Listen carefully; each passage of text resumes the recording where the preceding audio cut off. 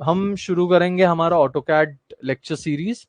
सो AutoCAD हम पूरा detail में समझने का ट्राई करेंगे हम, और ऑटोकैड हम सबका डिटेल में जाने का प्रयास करेंगे। सबसे पहले मैं खुद का इंट्रोडक्शन दे दूं। मेरा नाम है आर्किटेक्ट सलमान कोई। आई स्टे इन थाने।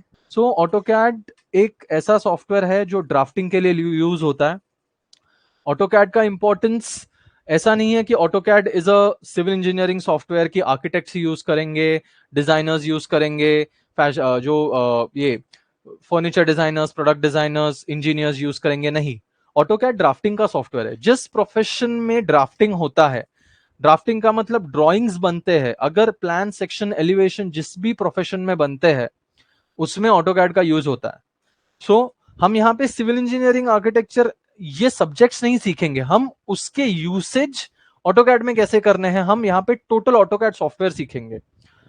कोई भी सॉफ्टवेयर सीखने से पहले सबसे इंपॉर्टेंट होता है उसके इंटरफेस को जानना। इंटरफेस मतलब किसी भी सॉफ्टवेयर को ओपन करने के बाद जो उसका डिजाइन होता है, जो उसका अलाइनमेंट होता है, जो उसका अरेंजमेंट होता है, उसको बोला जाता है इंटरफेस। सो अभी के लिए मैं यूज कर रहा हूं ऑटोकैड 2023। कुछ कमांड्स 2022 2023 में बदले गए हैं, या फिर उनका फंक्शनिंग थोड़ा बदला गया है, उनका यूसेज थोड़ा अलग है, तो वो भी मैं एक्सप्लेन करूंगा कि पुराने में कैसे होते थे, नए में कैसे होते हैं। हम पूरा ऑटोकैड सॉफ्टवेयर समझना ट्राई करेंगे, घाई करेंगे नहीं, बिकॉज आज पहला दिन है। इसका मतलब ये नहीं हम directly line command, polyline, circles बनाना चालू करें। इंपॉर्टेंट है आपको सॉफ्टवेयर अंदर बाहर पूरा पता होना। अगर आपको सॉफ्टवेयर में प्रॉब्लम हो जाए, आपको अगर सॉफ्टवेयर पता ना चले, सो वहां पे हमारी प्रॉब्लम बढ़ जाती है। बिकॉज मैं हर लेक्चर में हम मेरे कहता रहता हूं मेरे बहुत सारे स्टूडेंट्स को कि सॉफ्टवेयर जो है वो हमसे होशियार लोगों ने बनाए हैं। So most of the time, बहुत बहुत वक्त हमें जो प्रॉब्लम्स, किसी भी पेंसिल और पेपर पे ड्राइंग बनाते वक्त हमें जो प्रॉब्लम्स फेस होती है, सॉफ्टवेयर में वो चीज इजी करके आपके सामने ला दी गई है, बस हमें उसको ढूंढना पड़ता है। हर एक चीज के कमांड्स है ऑटोकैड में, हर एक चीज का डिटेल में है। पूरा लेक्चर सीरीज हम 16 लेक्चर्स ऑटोकैड समझना करेंगे। उसके बाद हम किसी स्पेसिफिक सब्जेक्ट पे उस पर ड्राफ्टिंग वो करेंगे, हम वो देखेंगे, बट सबसे पहला हम धीरे धीरे सॉफ्टवेयर समझना ट्राई करेंगे। सो आपको स्क्रीन दिख रही है? सबको स्क्रीन विजिबल है? नहीं, आज ही पहला क्लास है नितिश, आज ही पहला क्लास है। ऑटोकैड लेक्चर सीरीज हिंदी में आज से पहला हुआ है। एनी डाउट्स, कुछ पूछना है आपको? स्क्रीन दिख रही है मेरी? सो ये है ऑटोकैड 2023 का इंटरफेस। इंटरफेस मतलब कोई भी सॉफ्टवेयर खोलने के बाद जो उसका अलाइनमेंट रहता है वो।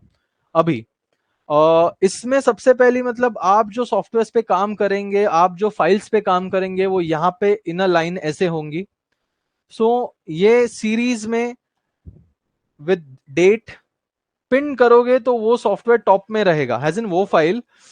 अगर आप एक प्रोजेक्ट पे कंटिन्यूसली काम कर रहे हो, एक प्रोजेक्ट पे आपको बहुत सारा काम कंटिन्यूसली करते रहना है, सो आप उसको कर सकते हो। मतलब आप जब फाइल खोलोगे तो वो सबसे टॉप में रहेगी, आप उसको डायरेक्टली क्लिक करके डायरेक्टली फाइल चालू कर सकते हो। इन ट्रिपल डॉट्स पे क्लिक करोगे तो आप रिमूव कर सकते हो उस नाम को, या फिर ओपन कर सकते हो।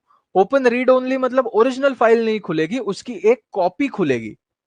सो ये इस तरह से इंटरफेस सबसे पहला आपके सामने फाइल्स एक्सेस का है। उसके बाद आप ऑटोकैड के लिए यहां से ओपन कर सकते हो, आप कोई नई फाइल न्यू से ओपन कर सकते हो, या फिर ओपन आप कोई पुरानी फाइल आपकी यहां पे होगी, यहां से आप एक्सेस कर सकते हो। तो यहां आप देख सकते हो, यहाँ पे ये फाइल्स है मेरी, मैं किसी को भी क्लिक करके यहां से एक्सेस कर सकता हूं। ये तो ओपन का हो गया। अभी न्यू, अभी आप एक बात ध्यान रखेंगे कि ऑटोकैड की जो फाइल होती है वो DWG फाइल होती है। ऑटोकैड सॉफ्टवेयर में खुलने वाली फाइल्स को .dwg ऐसा लिख के आता है, मतलब फाइल का नाम, उसके बाद .dwg। ऑटोकैड की सेव फाइल को .bak, बैकअप इस नाम से सेव किया जाता है। और ऑटोकैड टेम्पलेट कोई होगा, तो उसको किया जाता है कैड DWT। अभी ये DWT का मीनिंग क्या है? टेम्पलेट का मीनिंग होता है, टेम्पलेट का अर्थ ये होता है कि बहुत सारे ऑफिसेज में, बहुत सारी जगहों पे आपने देखा रहेगा कि एक पेज रहता है और उसको फॉर्मेट होता है। फॉर्मेट का मतलब राइट साइड में कंपनी का लोगो होगा, नाम होगा, कंपनी का फाइल का नाम होगा, किसने वो प्रोजेक्ट पे काम किया है, स्केल क्या है, डेट क्या है, इंफॉर्मेशन जो प्रोजेक्ट का बोलते हैं उस शीट पे होगा। तो ये शीट डिजाइन करना उसको बोलते हैं फॉर्मेटिंग। अभी हर एक शीट के लिए आप नया बनाओगे नहीं, करेक्ट?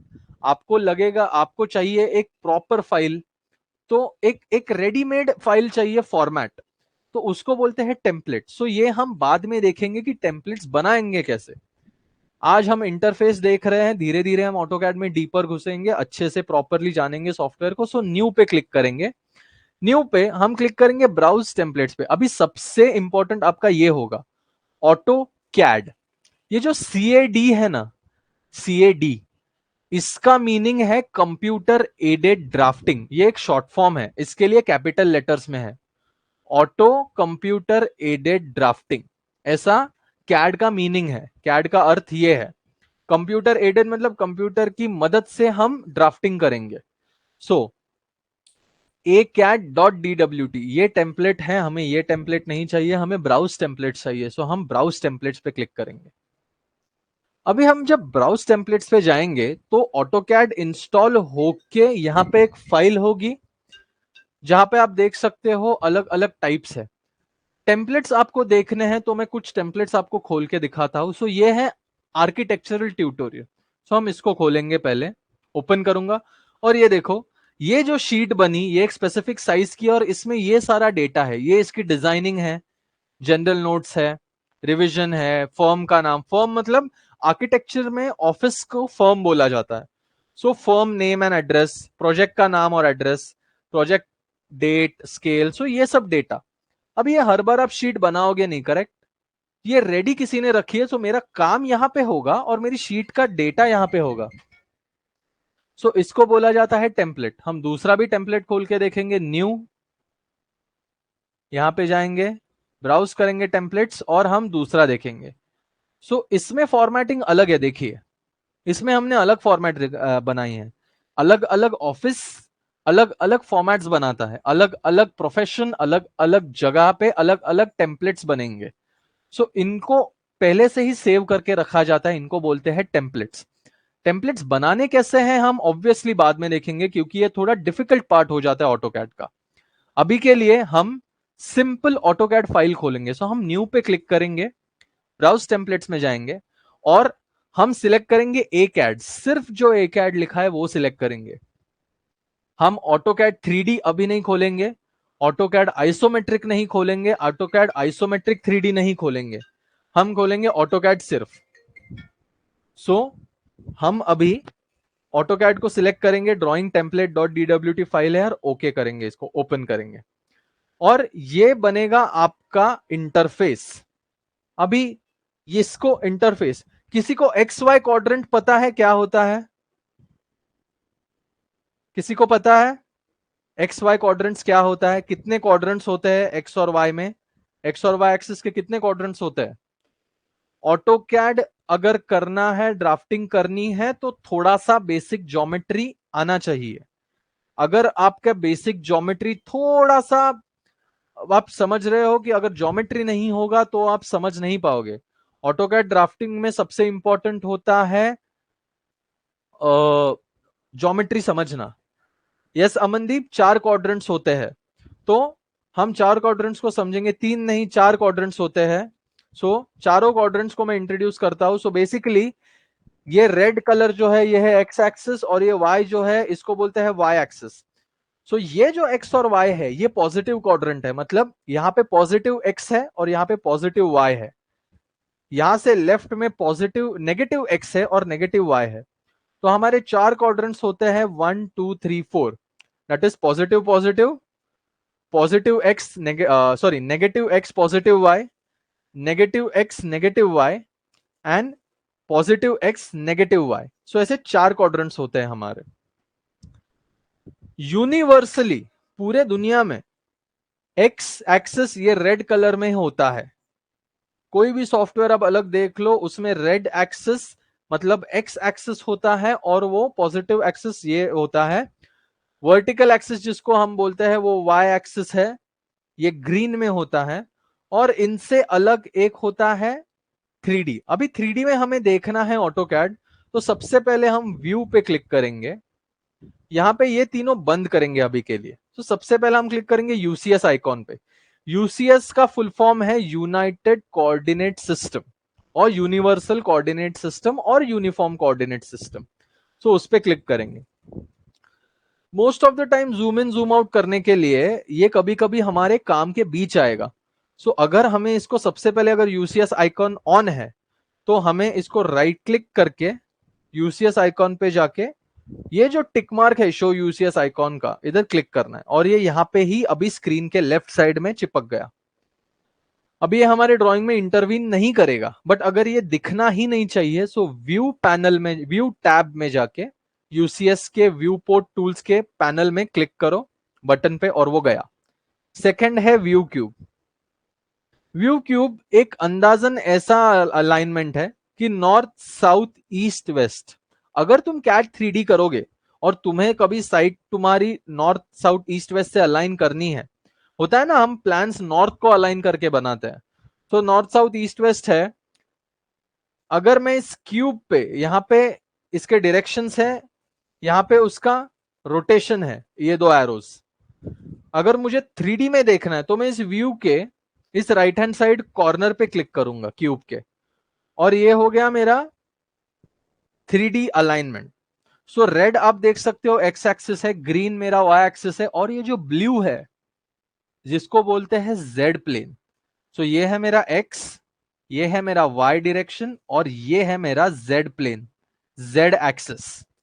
ये 2D व्यू में हमें दिखता नहीं है। ऑटोकैड 2D में हम काम करेंगे तो जेड प्लेन का हमें कुछ यूज नहीं होता, वो 3D में ही काम का है, 3D में ही उसको एक्सेस कर पाएंगे। व्यू क्यूब से हम किसी भी, अगर आप ऑटोकैड 3D में कोई भी ऑब्जेक्ट बनाते हो तो front view, top view, right view, back view, top view, इसको घुमाना है, यहां पे डबल क्लिक करूंगा रोटेशन पे और मैं रोटेशन। सो ये जो ग्रीन और रेड कलर है, आपको ऑटोकैड का स्क्रीन ऐसा होना चाहिए, मतलब ग्रीन ऊपर रेड राइट में, तब ये ऑटोकैड बराबर अरेंज्ड है। ये है वर्ल्ड कोऑर्डिनेट सिस्टम। वो यूनिफॉर्म कोऑर्डिनेट सिस्टम था, ये वर्ल्ड कोऑर्डिनेट सिस्टम है। ओके, अगर ये नहीं दिखना है तो व्यू क्यूब आप बंद कर सकते हो। इसके बाद किसी भी सॉफ्टवेयर में अगर आपको मूव करना है, यूज करना है, तो किसी भी सॉफ्टवेयर का आपका सबसे इंपॉर्टेंट चीज रहता है उसका मूवमेंट करना, उसके अंदर मूव कर पाना। सो ऑटोकैड में मैं अभी के लिए एक रेक्टेंगल ड्रॉ करूंगा, बस सिर्फ एक छोटा रेक्टेंगल। यहां पे पूरे कमांड्स हम डिटेल में देखेंगे, अभी ही चैट बॉक्स में शुरू मत हो जाना कि ये कमांड कैसे करते हैं। हमें एक दिन में ऑटोकैड नहीं सीखना है, सो हम ग्रेजुअली जाएंगे। So first day AutoCAD interface समझना हम ट्राई करेंगे। सो ये है मेरा एक रेक्टेंगल मैंने बनाया है। अगर ये रेक्टेंगल को मुझे जूम करना है तो मैं माउस मिडिल, आप जरूरी है आपके माउस में स्क्रोलिंग व्हील हो। स्क्रोलिंग व्हील से आप जहां पे भी आपका माउस कर्सर लेके जाओगे वहां पे माउस का व्हील आपसे दूर रोल करना, तो वो जूम इन होगा। आपके तरफ माउस का व्हील घुमाओगे तो इसको बोलेंगे जूम आउट। देन अगर आपको जूम इन करके इसको बीच में लाना है, जूम इन करके, तो मिडिल माउस बटन दबा के रखना, वो बन जाएगा एक हाथ के इशारे में। आपका माउस का कर्सर टर्न होगा एक पाम में, एक हाथ में, ये पकड़ा हुआ है हाथ उसने, मतलब वो ऑब्जेक्ट का व्यू उसने पकड़ा है। ये मिडिल माउस बटन होल्ड करके आप स्क्रीन को अलाइन कर सकते हो। और अगर आपने शिफ्ट को दबा के रखा, लेफ्ट शिफ्ट को अगर आपने दबा के होल्ड किया और फिर मिडिल माउस बटन को भी दबा के होल्ड किया और फिर मूव किया, तो इसको बोलेंगे ऑर्बिटिंग। तो ये हो गया जूम इन, ये हो गया जूम आउट। इसको बोलते हैं पैनिंग, मतलब बिना ऑब्जेक्ट और आपके स्क्रीन का डिस्टेंस बढ़ाए, मतलब हम जूम इन जूम आउट नहीं कर रहे हैं, हम सिर्फ ऑब्जेक्ट को वर्टिकली और हॉरिजॉन्टली साइड में कर रहे हैं।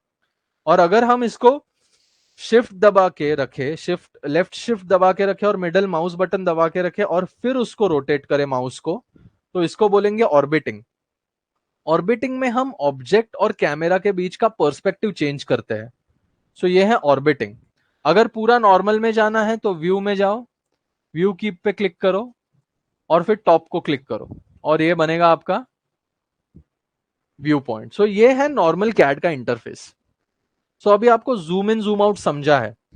अगर आपको क्विकली, हमें पता है कि यहाँ पे एक छोटा सा रेक्टेंगल है, यहाँ पे एक रेक्टेंगल है, अगर कोई मुझे बोले कि जूम आउट करो, मुझे पूरा साइड देखना है या फिर पूरा ड्राइंग देखना है, तो मैं नॉर्मल माउस से जूम आउट करके ऐसा एडजस्ट कर सकता हूं, पैन कर सकता हूं कि मतलब ये दिखे।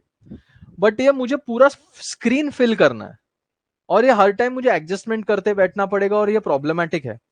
तो इसके लिए कमांड है Z फॉर जूम और फिर स्पेस दबाएंगे आप। उसके बाद ये अलग अलग टाइप के जूम्स है।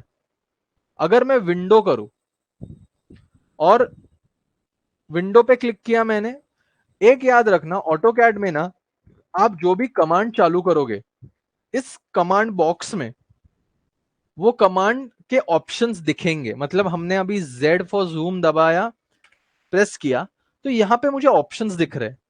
इधर मैं इनको क्लिक कर सकता हूं चालू करने के लिए, आप देख रहे हो कर्सर चेंज हो गया, मैं इसको क्लिक कर सकता हूं, या फिर मैं उसका जो पहला वर्ड है जो हाईलाइटेड है ब्लू कलर में वो टाइप कर सकता हूं। सो मैंने, अगर मुझे विंडो चालू करना है सो मैं W टाइप करूंगा, स्पेस।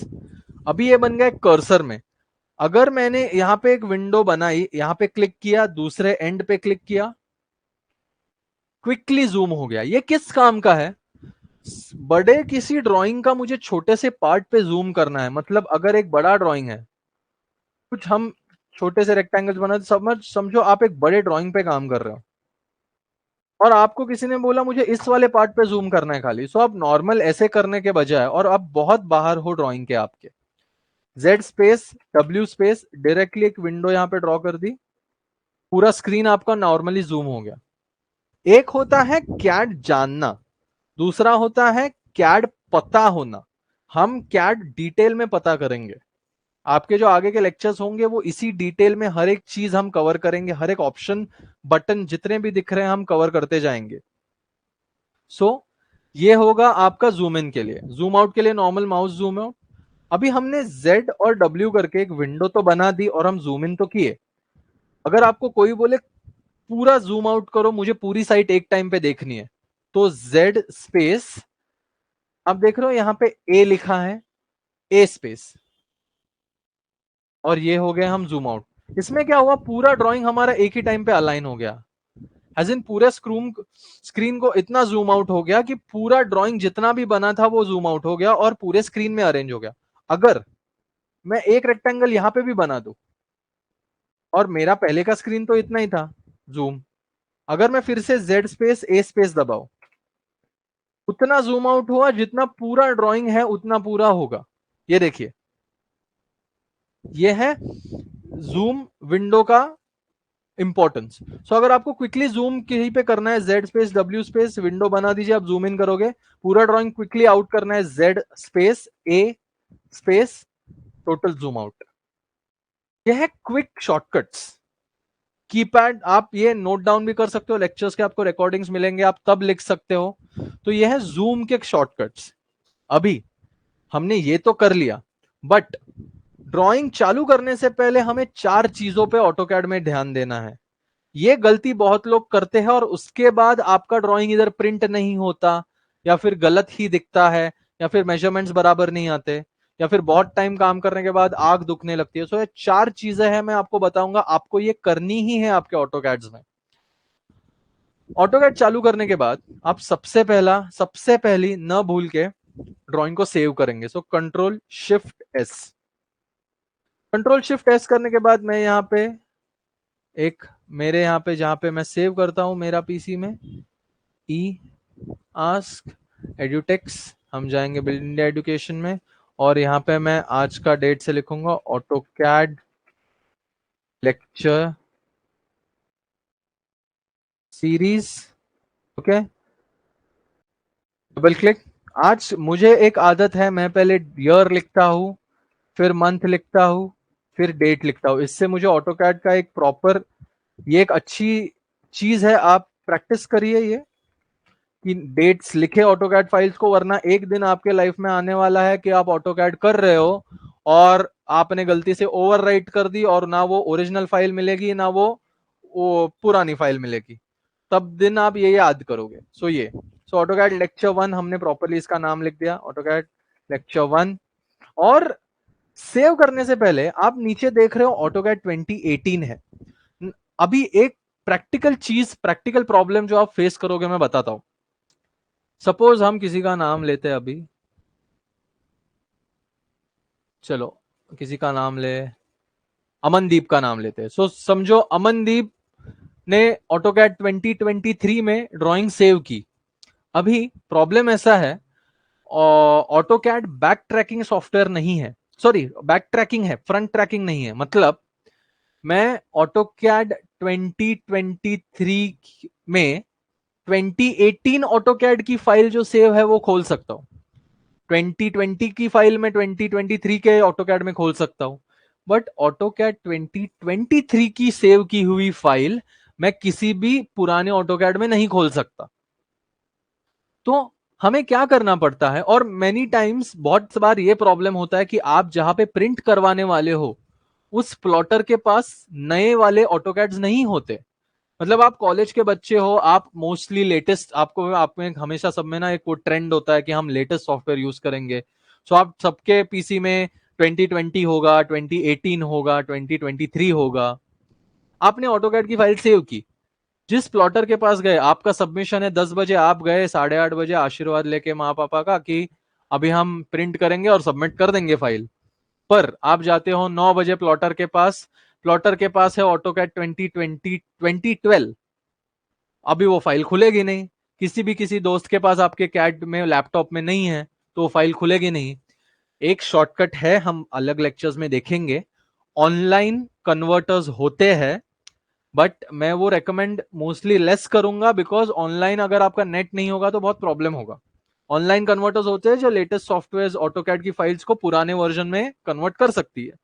बट अगर नहीं कर पाए तो उसके लिए पहले से ही ऑटोकैड की फाइल सेव करते वक्त हम यहाँ पे जो फाइल टाइप है वहां पे उसको पुराने 2007, 2004, 2000 में हमें एक बात ध्यान रखनी, DWG फाइल्स में ही सेव करनी है। DXF नहीं जाना है, DWT नहीं जाना है, DWS नहीं जाना है, DWG में ही पुराने में सेव करना है, 2007 में।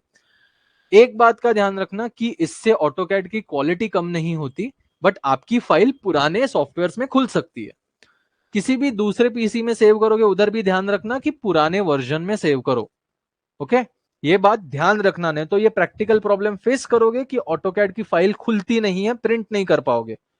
तो सेव फर्स्ट, याद से ये चीज। Secondly, units, UN space. Units क्या है? अभी ये थोड़ा सा हम अभी थोड़ा सा एक छोटा सा पोल लेंगे यहाँ पे। ड्राइंग जो आपको चाहिए ऑटोकैड्स की, ऑटोकैड ड्राइंग आप क्या प्रिफर करोगे, मीटर में या MM में, या मतलब मिलीमीटर्स में? पोल देता हूं, जो पोल में आएगा वही मैं करूंगा। मीटर में ड्राइंग के यूनिट्स चाहिए, फीट इंचेस में चाहिए या मिलीमीटर्स में चाहिए? फीट इंच एंड मीटर में चाहिए, बताइए फटकन, जल्दी जल्दी। Meter, MM।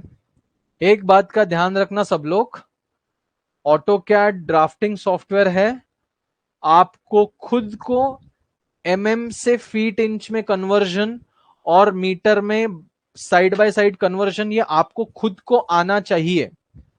लाइफ में फीट इंचेस 47 है। ओके, अभी कन्वीनियंस के लिए, सबके कन्वीनियंस के लिए, ये फीट इंच वालों को भी मैं बता दूं।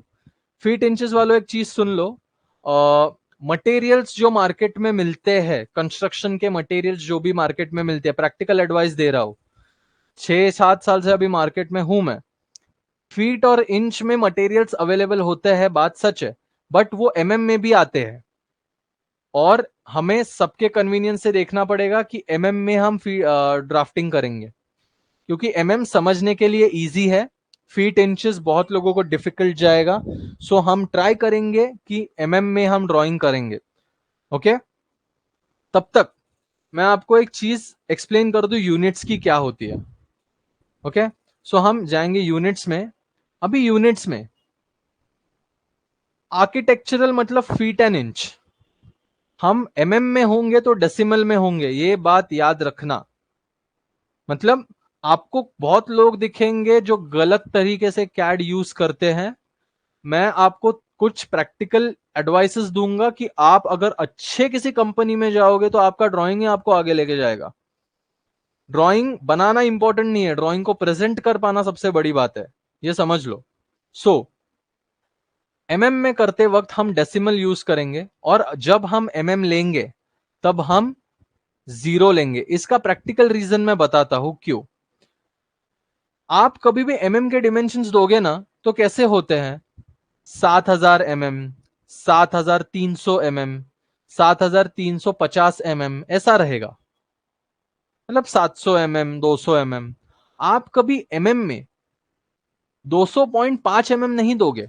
उसका रीजन क्या है, अगर आपके आंखों के सामने अभी रूलर, स्केल या कुछ भी है तो उसमें एमएम को देखो। एमएम में क्या होता है, एमएम इतना पतला रहता है कि हाफ एमएम आंखों से देख पाना इम्पॉसिबल हो जाता है। मतलब मार्क कर सकते हो, हर कोई मार्क कर सकता है, बट इनकन्वीनियंस बहुत होता है हाफ एमएम का। 0.45 0.35 mm बहुत इनकन्वीनियंस है। ये मशीन अगर कोई कर रही है तो अलग बात है, अगर किसी इंसान को देना है, कारपेंटर को देना है, कंस्ट्रक्शन के वर्कर को देना है, प्रोडक्ट डिजाइनर को देना है, किसी ज्वेलरी डिजाइनर को देना है, तो अलग चीज है। बट अगर मशीन होगी तो आप 0.45 भी एमएम दो चलेगा, वो मशीन पकड़ लेगी। बट अगर किसी इंसान को देना है तो एमएम आप पॉइंट में नहीं कर सकते। इसके लिए एमएम के जो यूनिट्स होंगे वो फुल इंटीजर होंगे, डेसिमल पॉइंट के पहले के। एमएम हम कभी भी पॉइंट में नहीं लिखते।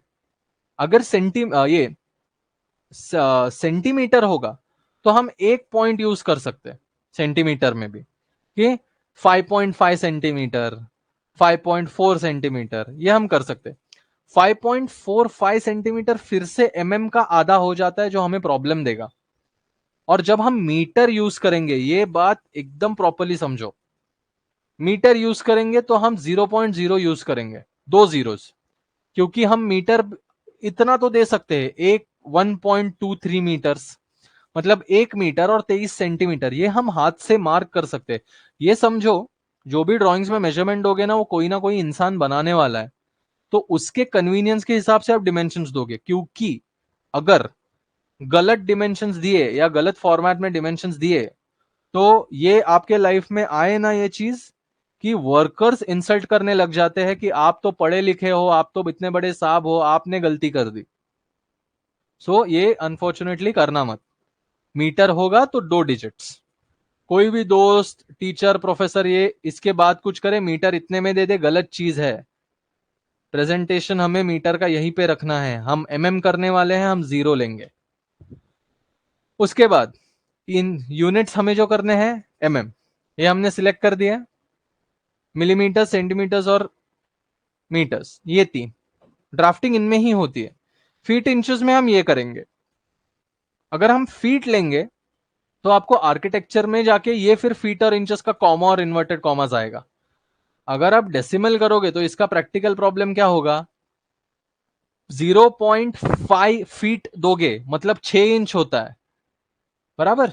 आर्किटेक्चर में दबाते वक्त आप यहां पे लिख सकते हो 6 and double inverted commas, inch के लिए 6 इंच, क्योंकि डेसिमल पॉइंट 10 यूनिट्स पे चलता है, आर्किटेक्चरल 12 यूनिट्स पे चलता है। फीट इंचेस 12 इंच मतलब 1 फुट, और डेसिमल मतलब 10 पॉइंट मतलब एक पूरा यूनिट। तो ये गलती मत करना, अगर आर्किटेक्चर फीट में कर रहे हो तो आर्किटेक्चर यूनिट्स करना, और बाकी कुछ भी कर रहे हो एमएम, मीटर, सेंटीमीटर, तो डेसिमल पॉइंट्स में करना, इंजीनियरिंग भी नहीं, फ्रैक्शनल भी नहीं, डेसिमल पॉइंट्स, और प्रेसिजन 0 पे रखना। अब ये प्रेसिजन की एक चीज बताता हूं आपको, ठीक है। ओके किया मैंने, तो सबसे पहली ये यूनिट्स हमने सिलेक्ट किया, उसके बाद राइट क्लिक करोगे। अभी आप कभी कभी देखोगे ऑटोकैड कभी कभी व्हाइट कलर में होता है, और व्हाइट कलर में ऑटोकैड पे काम करोगे तो आंखों में बहुत प्रॉब्लम होती है, बहुत टाइम के लिए काम करोगे तो। ओके, सो ऑटोकैड के लिए राइट क्लिक करना, ऑप्शंस में जाना, यहां पे ऑप्शंस में जाओगे तो सबसे पहली चीज डिस्प्ले में जाना, यहां पे थीम डार्क करना, और कलर्स जो ऑप्शन है इसमें जाना। यहां पे आपका है 2D मॉडल स्पेस, ये यहां पे जो लेफ्ट हैंड साइड में मॉडल स्पेस मॉडल लिखा है, वो मॉडल स्पेस वो कैनवस है ऑटोकैड का जहां पे हम काम करेंगे। तो हमें उसका जो बैकग्राउंड है वो ब्लैक कलर का चाहिए। ये डार्क ग्रे है, मैं इसको ब्लैक कलर करता हूं। ये देखो थोड़ा सा डार्क हो गया, आंखों को थोड़ा सा ना ठंडक मिलेगा। ज्यादा टाइम तक अगर अगर आप व्हाइट, ये देखो अगर मैंने इसको व्हाइट किया, ये बहुत लाउड है, इस पे मैं 2 घंटे से ज्यादा काम करूंगा, मेरी आंखों में प्रॉब्लम होना चालू होगा। तो ये अवॉइड करने के लिए हम राइट क्लिक करेंगे, options, colour, 2D model space, uniform background, black colour, apply and close, apply. Okay नहीं करना, अप्लाई करना। इसके बाद ओपन एंड सेव में जाओगे, ऑटोमेटिक सेव हर 15 मिनट में करना, क्योंकि अगर 15 मिनट में समझो काम करते करते लाइट चली गई तो ऑटो सेव होता रहेगा। 5 मिनट रखोगे तो ऑटोकैड की फाइल 5-5 मिनट में सेव होती रहेगी, सिस्टम स्लो होगा। सो 15 मिनट या 10 से 15 मिनट के बीच में कुछ भी रखना। अभी ये हमने, याद है ऑटोकैड की फाइल सेव कर रहे थे तो पहला ऑप्शन 2018 आया था, वो इसकी वजह से आया था। इसको अगर सिलेक्ट किया और हमने 2010 किया, ठीक है, अप्लाई किया, ओके करते हैं। अभी हम इस फाइल को सेव करेंगे ना, अभी लाइक यहां पे जाएंगे, सेव एज, ये देखो 2007 का ऑप्शन आया, क्योंकि हमने बाय डिफॉल्ट ये करके रखा है सिस्टम में। Right click, options, 2007। जब तक हम इसको फाइनल ओके नहीं कर देते सेव बंद करने का, तब तक वो पुराना दिखाएगा। सो इसके लिए 2007, ये अभी बाय डिफॉल्ट आप सेव करेंगे ना तो फाइल इस फॉर्मेट में होगी, तो आपको वो टेंशन लेने का जरूरत नहीं कि मेरी फाइल खुलेगी कि नहीं खुलेगी। ये प्लॉट एंड पब्लिश में यहां पे हमें AutoCAD high quality print select करनी है, अप्लाई करना है। सिस्टम में अगर आपका पीसी स्लो हो रहा है, ऑटोकैड काम नहीं कर रहा है, तो सिस्टम में जाके ग्राफिक परफॉर्मेंस में जाके यहां पे हार्डवेयर एक्सेलरेशन जो ऑफ है उसको आप ऑन कर सकते हो। ओके, यहां पे आपके ऊपर है, हार्डवेयर एक्सेलरेशन आप ऑन करोगे तो ओके। अगर आपका जी फोर्स, मेरा ये वाला ग्राफिक कार्ड है, सो अगर आपको ये ऑफ करना है तो ऑफ, या ऑन करना है तो ऑन। ओके, आपके ऊपर है, आपको पीसी के लिए क्या इजी पड़ेगा।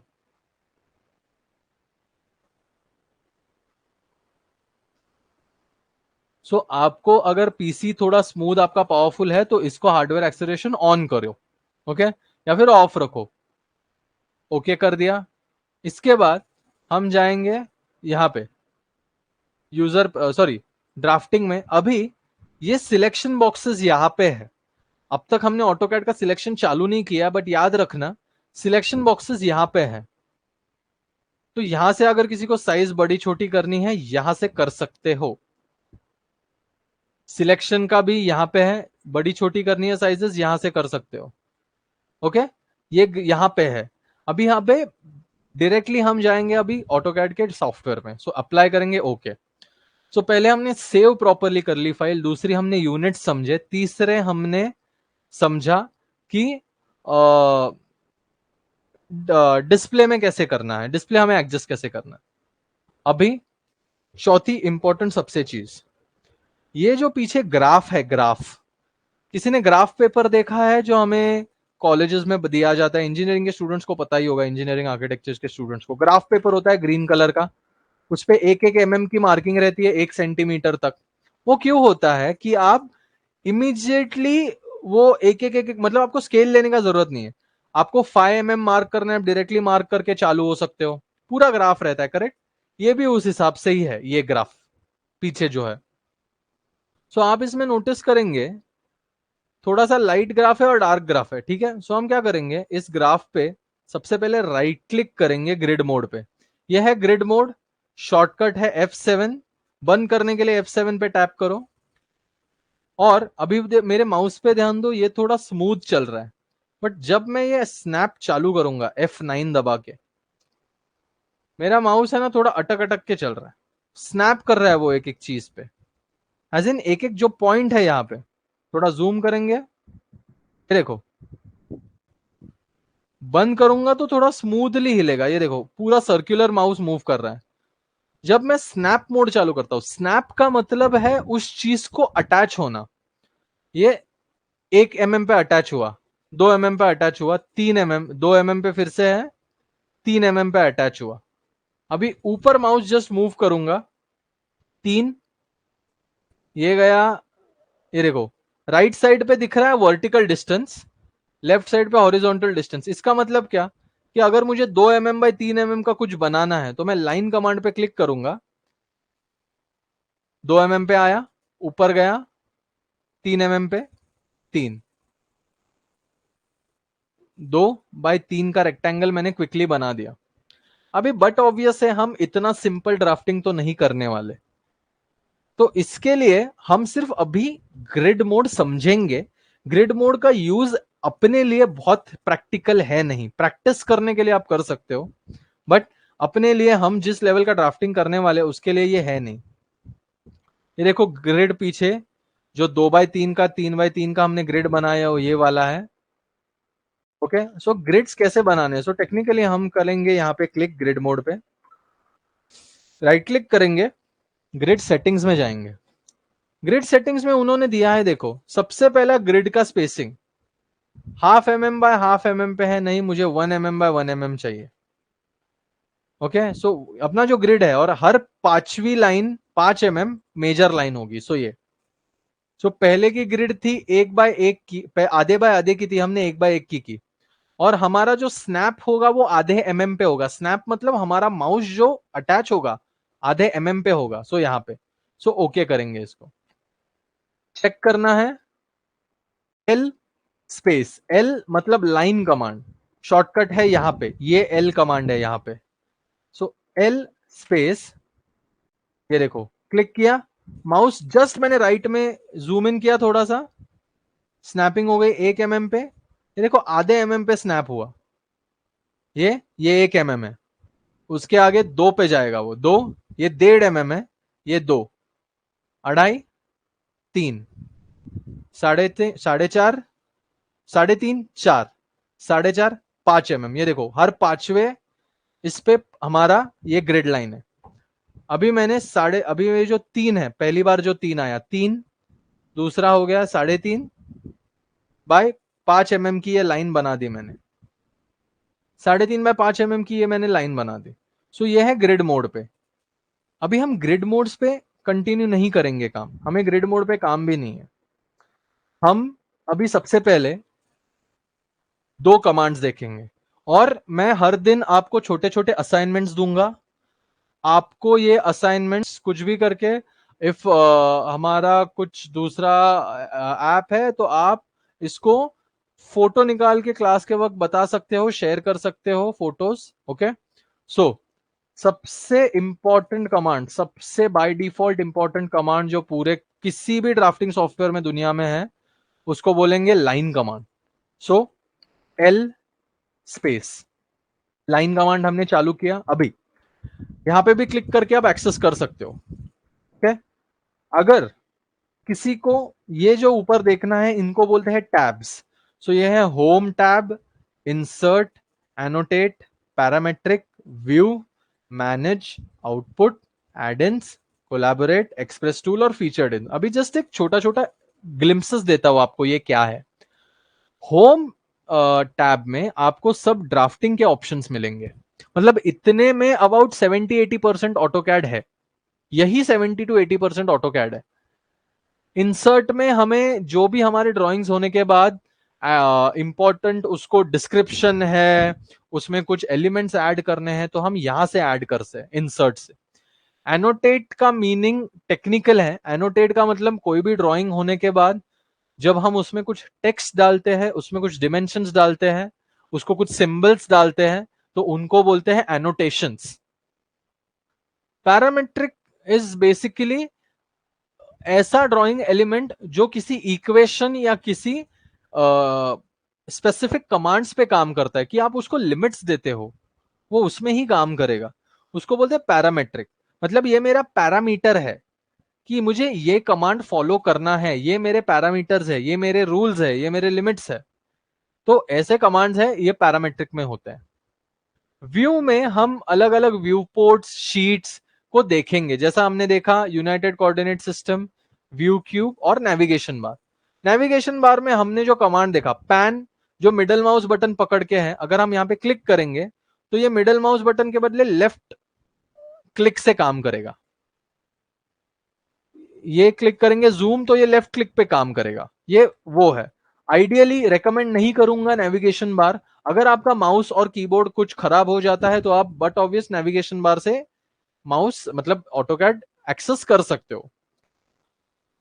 मैनेज है आपका जो इंटरफेस का मैनेजमेंट होगा। बेसिकली जो सॉफ्टवेयर बनाया है हम उसमें चेंजेस नहीं करेंगे। ये मोस्टली सॉफ्टवेयर जो एक्सपर्ट्स रहते हैं उनके लिए है।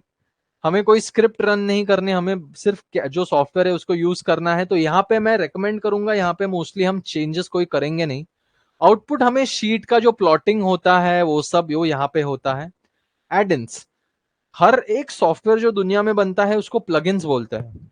सीधी तरीके से बताऊं तो गेम्स डाउनलोड करते हो तो उसको डीएलसी भी होते हैं, डाउनलोडेबल कंटेंट। बहुत सारे लोगों ने यहाँ पे पबजी खेला रहेगा, सो उसमें जो डाउनलोडेबल कंटेंट रहती है, वैसे ही हर एक सॉफ्टवेयर का खुद का ऐप मैनेजर होता है। आप इसमें एडिशंस कर सकते हो कि जो ओरिजिनल सॉफ्टवेयर में इंक्लूड नहीं किया जाता, बट आप यूज कर सकते हो। आप उसमें वो एडिशंस करके यू कैन प्ले, कुछ एडिशंस होंगे, कुछ आपका काम आसान करने के लिए यहाँ पे एडिशंस होंगे।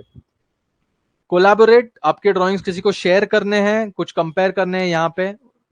उसके बाद एक्सप्रेस टूल्स, ये कुछ इंपॉर्टेंट नए एक्स्ट्रा कमांड्स है जो ऑटोकैड ने बनाए हैं। ये हम जैसे हमारा लास्ट लास्ट का पार्ट आएगा लेक्चर्स का, हम इंपॉर्टेंट वाले कमांड्स देखेंगे।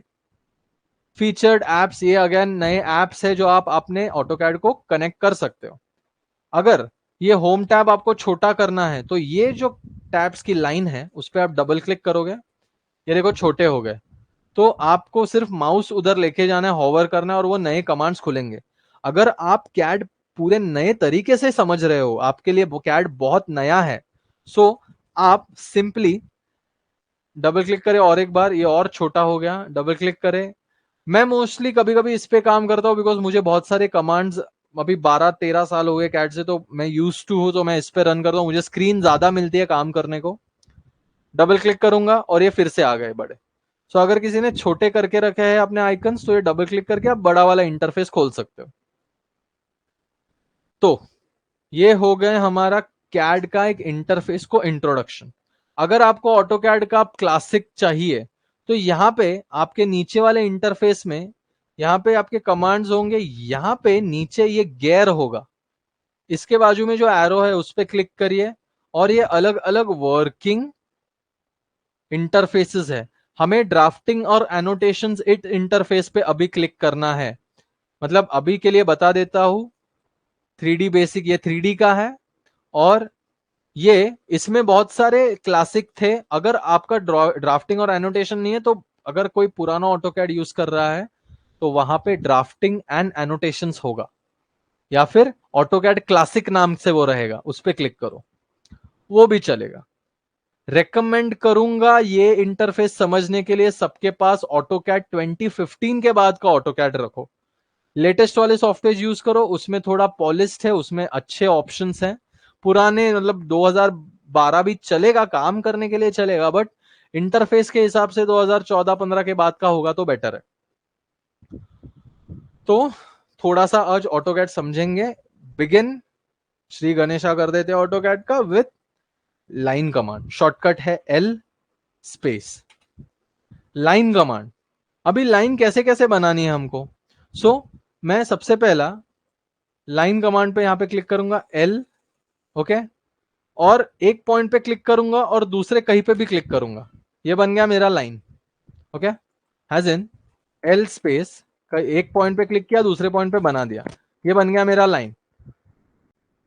अगर मुझे स्ट्रेट लाइन बनानी है तो एल स्पेस मैं क्लिक करूंगा, स्ट्रेट भी नहीं, अगर मुझे एक स्पेसिफिक डिस्टेंस की लाइन बनानी तो मैं क्लिक करूंगा यहां पे, क्लिक,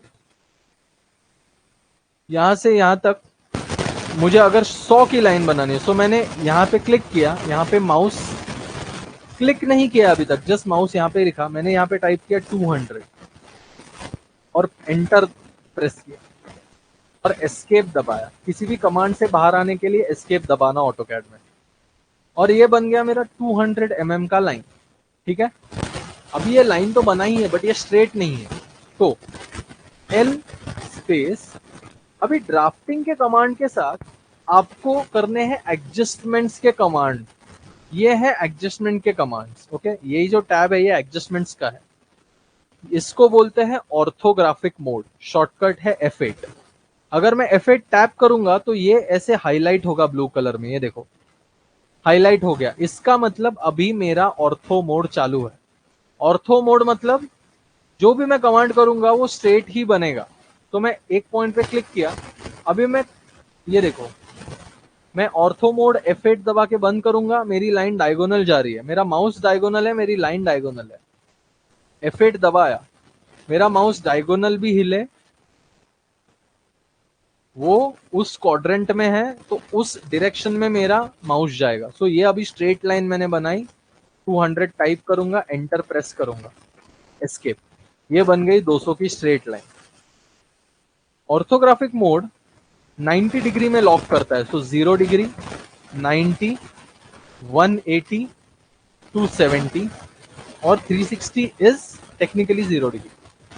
तो ऑर्थो मोड चालू है तो मैं किसी भी 4 डायरेक्शंस में किसी भी डिस्टेंस की लाइन बना सकता हूं। मैं अगर टाइप करूं 1 लाख, तो 1 लाख या 10 लाख mm की स्ट्रेट लाइन बनी है, ये लाइन स्ट्रेट है। क्यों गारंटी है? क्योंकि ऑर्थो कमांड चालू था। अगर मुझे 200 की स्ट्रेट लाइन बनानी है, ये मैंने बना दी 200 की स्ट्रेट लाइन, ऑर्थो मोड मेरा चालू है। अगर मैं F8 बंद करूं, L स्पेस, तो L स्पेस मैं उस कॉर्नर में जाऊंगा, अभी पर मैं क्लिक करूंगा यहाँ पे और यहाँ से ना एक, यहाँ पे देखो मुझे एंगल भी मिल रहा है, सो मैं रखूंगा यहाँ पे 30 डिग्री, माउस छोड़ दूंगा मैंने माउस मेरा छोड़ दिया है 30 पे अरेंज करके, और मैं टाइप करूंगा 200, एस्केप। तो मैंने ये लाइन बनाई सीधी ऑर्थोग्राफिक मोड जब चालू था 200 की, यहां से मैंने ये 30 डिग्री के एंगल पे ये लाइन बना दी 200 की। थोड़ा जूम इन करता हूं, यहाँ पे कुछ तो प्रॉब्लम लग रहा है। अभी मुझे उस डिस्टेंस पे मैंने क्लिक तो किया, मुझे लगा ये लाइन ज्वाइन हो गई है, बट ये नहीं हुई। ये क्यों नहीं हुआ? बिकॉज मुझे लाइन स्नैप नहीं कर पाया, मैं वो लाइन में स्नैप नहीं कर पाया। तो ये स्नैप एनेबल करने के लिए ऑटोकैड में सबसे दूसरी इंपॉर्टेंट चीज, चौथी जो चीज है वो है ये ऑब्जेक्ट स्नैप। अगर आपका ऑब्जेक्ट स्नैप चालू नहीं है तो ये प्रॉब्लम्स ऑफ ऑटोकैड में फेस करोगे। F3 दबाना और ये चालू करना। अगर मैं लाइन कमांड चालू करूं, L स्पेस,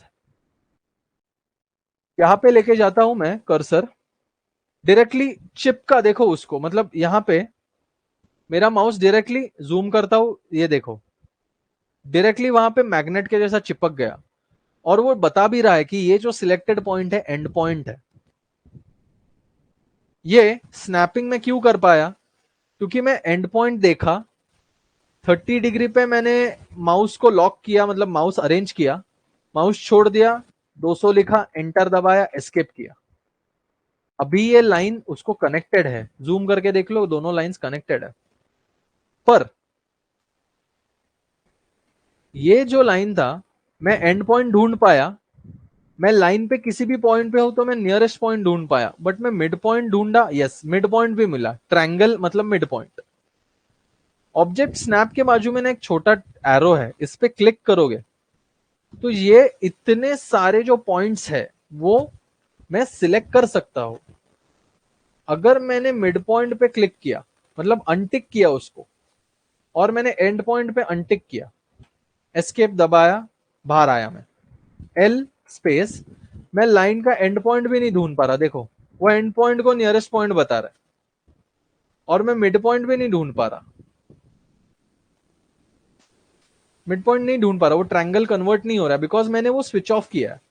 बट अगर मैं ऑब्जेक्ट स्नैप सेटिंग्स में जाऊं, क्लियर ऑल करूं, सिलेक्ट ऑल करूं, सब पॉइंट्स मैंने सिलेक्ट किए, देखो ओके करूं, अभी मैं लाइन लेके जाता हूं एंड पॉइंट पे, एंड पॉइंट, नियरेस्ट पॉइंट, और मुझे मिला मिडल पॉइंट। ये क्यों इंपॉर्टेंट है? बिकॉज ये कॉम्प्लेक्स शेप्स बनाते टाइम हमें वो स्नैपिंग होनी चाहिए। यही तो कंप्यूटर एडेड ड्राफ्टिंग है। हाथ से जब लाइन बनाते हो एंगल ड्राफ्ट करने के लिए पेपर पे, तो आपको देखना पड़ता है ना आंखों से प्रॉपर कि वो ज्वाइन हुआ है कि नहीं। यहाँ पे यही तो कंप्यूटर एडेड ड्राफ्टिंग है कि वो लाइन डायरेक्ट ज्वाइन होके कंटिन्यू हो गए। सो अगर मैं यहाँ पे लाइन बनाता हूँ 200 की फिर से, सो मैं ऑर्थो मोड चालू करूंगा 200। अभी ये लाइन कमांड कंटिन्यू हुआ है, मतलब ये 200 की लाइन बनी, बट इस पॉइंट से मैं सीधा जा सकता हूँ या फिर ऊपर जा सकता हूँ।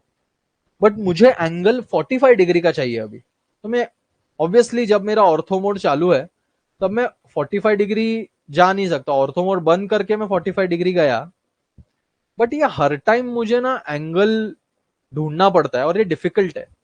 उसके लिए सेकेंड एडजस्टमेंट होती है पोलार, पोलार ट्रैकिंग बोलते हैं उसको। पोलार ट्रैकिंग पे क्लिक करोगे तो ये हर 0 और 45, हर 45 डिग्री पे ये मार्क करेगा। बट 45 डिग्री पे मार्क किया इसने, चलो 200 टाइप किया, एस्केप, ये लाइन 200 की और 200 की 45 डिग्री पे मैंने दूसरी लाइन कनेक्टेड बना दी। बट अगर मुझे 200 की स्ट्रेट लाइन और 200 की 30 डिग्री पे लाइन चाहिए, चलो 30 भी नहीं, मेरे को मुझे चाहिए 17.5 डिग्री पे लाइन चाहिए। हो सकता है ना आपको कोई ऑड एंगल भी आ जाए, तो कैसे ढूंढोगे, कैसे मार्क करोगे? उसके लिए पोलर ट्रैकिंग के बाजू में भी एक एरो है, उस पर क्लिक करो। तो ये देखो, ये उसके रेडीमेड सेट्स है, 18, 15, 10, 5, मतलब उसके मल्टीपल्स दिखाएगा। तो मतलब 10 करूँ ना, तो 10 डिग्री, 20 डिग्री, 30 डिग्री, फटाफट स्नैप हो रहा है। देखो ऑटोमेटिकली स्नैप हो रहा है, 50, 60, 70, 80, 90, 110, 100। अगर नया एंगल चाहिए, 60 डिग्री चाहिए, तो कैसे करोगे? ट्रैक सेटिंग्स में जाना, वो एरो पे क्लिक करके यहाँ पे न्यू में टाइप करोगे 9 और ओके करोगे। और अगर आप यहाँ पे माउस पे क्लिक करोगे, देखो 9 का नया बन गया यहाँ पे, 9, 18, 23, 36, 27। तो मैं 9 पे क्लिक किया, अभी ये लाइन जो स्नैप हुई कितने पे हुई? 10 पे हुई, ये देखो। सो मैं 10 पे 200 की लाइन बनाता हूँ। तो ये कमांड आप ऑन ऑफ करके अपनी लाइन ड्राफ्टिंग कर सकते हो। तो ये हुआ लाइन कमांड। अभी लाइन कमांड से मैं एक शेप बनाता हूँ, ये चालू रख के पोलर ट्रैकिंग पे मैं 45 डिग्री चालू रखता हूँ और एक शेप बनाता हूँ। तो एल स्पेस, मैं एक स्ट्रेट लाइन बनाऊंगा 200 की, एंगुलर लाइन बनाऊंगा 250 की, स्ट्रेट लाइन बनाऊंगा 200 की, लेफ्ट साइड में लाइन लेके जाऊंगा 150 की, और उस 150 से 45 डिग्री में मैं लेके आऊंगा 200 पे, और वहां से यहाँ पे शेप ड्राफ्ट करूंगा। ठीक है, मैंने एक शेप बनाया, ठीक है, ये मैंने लाइन कमांड से बनाया। लाइन कमांड का एक है, आप कंटिन्यूसली शेप बना सकते हो लाइन से जब तक आप एस्केप ना दबाओ। अभी उसके बाजू में ही जो कमांड है पॉलीलाइन, हम वो चालू करेंगे। पीएल स्पेस, पीएल स्पेस मैंने चालू कर दिया। अभी I will make the same shape, 200 की स्ट्रेट लाइन, 250 पे 45 डिग्री, स्ट्रेट लाइन 200 की, 150 यहाँ पे, 200 एंगल, और मैंने सेम शेप बना दिया। देखो मैंने सेम शेप बना दिया। अभी एक पोल आ रहा है आपके लिए गाइस,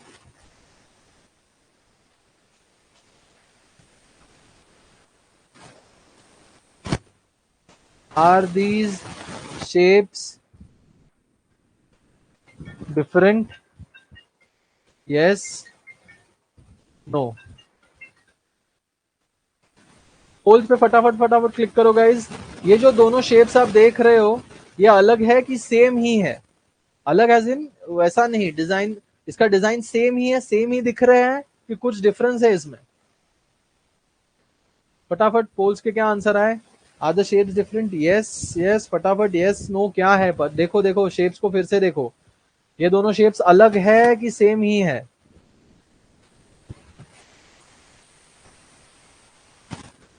तो answer is no, the shapes are same. Same shapes है, मैंने सेम डिमेंशंस के शेप बनाए हैं। ऑटोकैड में शेप सेम है, बस सिर्फ एक चीज का डिफरेंस है, ये हमने लाइन में बनाई है, पॉलीलाइन में बनाई है। पर इनका डिस डिफरेंस का मीनिंग क्या है? मैं राइट क्लिक करूंगा, किसी भी एक लाइन को सिलेक्ट करता हूं, ओके, राइट क्लिक करूंगा और इस प्रॉपर्टीज को चालू करूंगा। ये प्रॉपर्टीज बॉक्स हम धीरे धीरे समझेंगे, अभी के लिए सिर्फ इस पे ध्यान दो। इस पे क्लिक किया। ऑटोकैड में दो तरह के सिलेक्शन है, ये याद रखो। एक है left to right blue selection. इस सिलेक्शन में सिलेक्ट होने के लिए ऑब्जेक्ट का स्टार्ट और एंड पॉइंट उस ब्लू सिलेक्शन के अंदर चाहिए। ये देखो, ये जो लाइन है, जब तक इसका स्टार्ट और एंड पॉइंट पूरी तरीके से ब्लू के नहीं है, तब तक ये सिलेक्ट नहीं होगी। ये आधा रखा मैंने, सिलेक्ट नहीं हुआ, बट जब पूरी लाइन अंदर आ गई सिलेक्शन के, तभी सिलेक्ट हुआ। दूसरा है राइट टू लेफ्ट सिलेक्शन, मतलब जस्ट मैंने ऑब्जेक्ट को टच किया और वो ऑब्जेक्ट टच हो गई। तो right to left green selection होता है, left to right blue selection होता है। एक लाइन को सिलेक्ट किया, सो इसको मैं पूरा सिलेक्ट करूंगा। ये है एक शेप जो 6 लाइंस से बना है। यहां पे देखो 6 लाइंस बता रहा है, बट पॉलीलाइन का मीनिंग है शेप एक ही है, एक ही शेप, एक ही पॉलीलाइन से बना है। उसमें 6 लाइंस है नो डाउट, बट एक ही शेप से, एक ही शेप है वो। अगर मैं पॉलीलाइन से कुछ दूसरा बनाऊं, PL स्पेस दबा के कुछ दूसरा बनाओ, तो ये है लाइन कमांड 6 और ब्रैकेट में क्वांटिटी 6। ये दो है, दो पॉलीलाइंस अलग अलग शेप्स। तो ये है प्रैक्टिकल डिफरेंस लाइंस और पॉलीलाइंस कमांड का। So stop the lecture now. If you have any doubts, you can ask me tomorrow in the starting session of the lecture. Okay? Chalo. Thank you.